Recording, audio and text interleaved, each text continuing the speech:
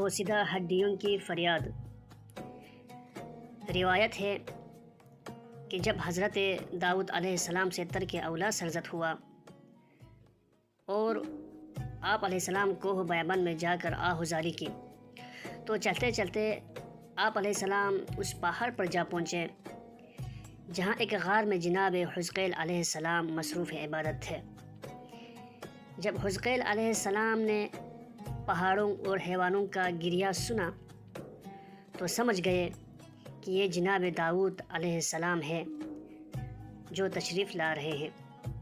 الغرض جناب داؤد علیہ السلام غار کے دہانے پر جب پہنچے تو آواز دی، اے حزقیل، کیا اجازت ہے کہ میں آپ کے پاس آ جاؤں؟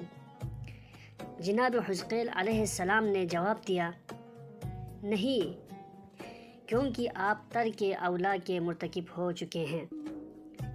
لیکن اللہ تعالیٰ نے انہیں وحی کی کہ داؤد علیہ السلام کو ترک اولا کی وجہ سے سرزنش نہ کرو، بلکہ ہم سے ان کے لیے عفو و عافیت طلب کرو، کیونکہ ہم جب کسی کو اس کے حال پر چھوڑ دیتے ہیں تو اس سے ضرور خطا سرزد ہوتی ہے۔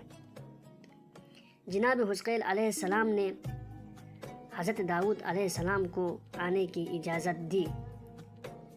جب داؤد علیہ السلام قریب پہنچے تو پوچھا، اے حزقیل، کیا آپ نے کبھی بھی گناہ کا ارادہ کیا ہے؟ فرمایا، نہیں۔ پوچھا، کیا غرور میں مبتلا ہوئے ہیں؟ جواب دیا، نہیں۔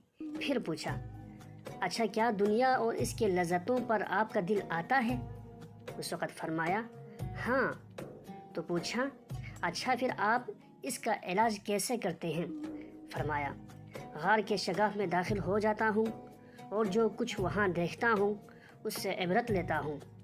جناب داؤد علیہ السلام جب غار کے شگاف میں داخل ہوئے تو دیکھا ایک لوہے کا تخت ہے جس پر بوسیدہ ہڈیاں پڑی ہیں، اور ایک آہنی تختی اس کے نزدیک رکھی ہے جس پر یہ عبارت تحریر ہے، میرا نام اروائی ابن شلم ہے، جس نے 1000 سال حکومت کی، 1000 شہر آباد کیے اور 1000 دوشیزاؤں سے شادی رچائی، لیکن میرا انجام دیکھو کہ بستر خاک اور تکیہ پتھر کا ہے اور جسم کیڑے مکوڑوں کی آماجگاہ بنا ہوا ہے، لہٰذا جو کوئی مجھے دیکھے دنیا کا فریب نہ کھائیے۔